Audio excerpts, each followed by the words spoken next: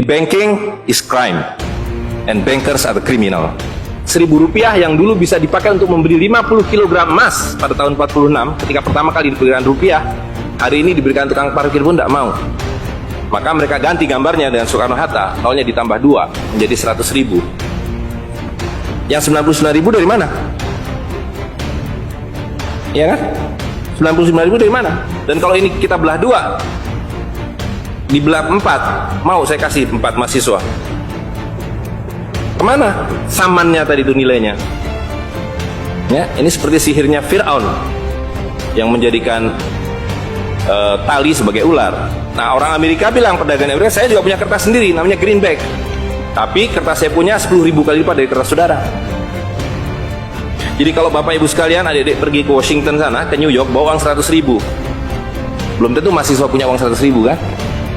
Harus bekerja 2 hari untuk mendapatkan uang 100.000. Pergi ke Washington, saya mau beli Coca-Cola 1 botol. Apa mereka bilang?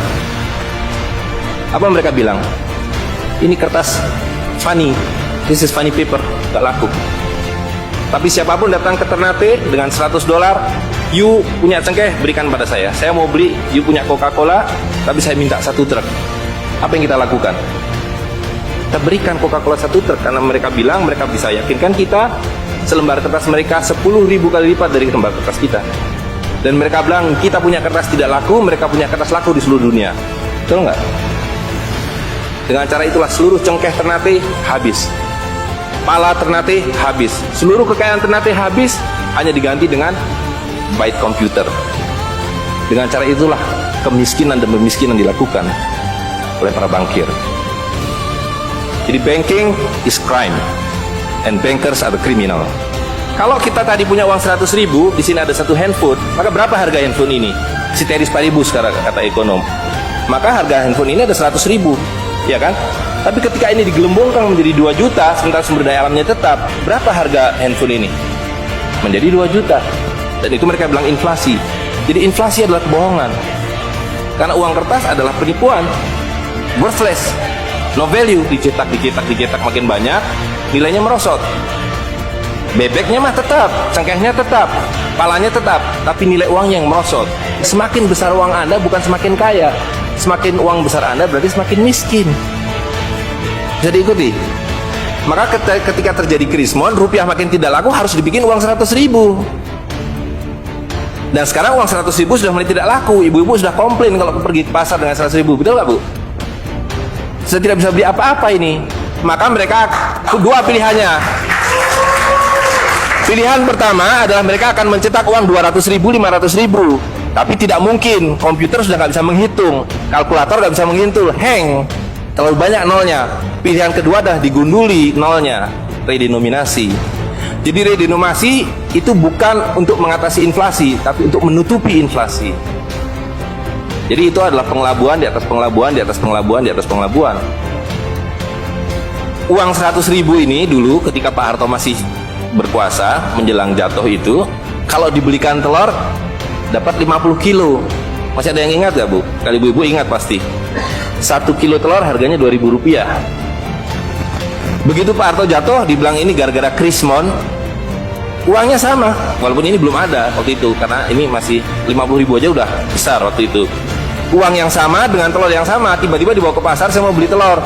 Bu, hari ini tidak dapat 50 kilo lagi, hari ini cuma dapat 13 kilo.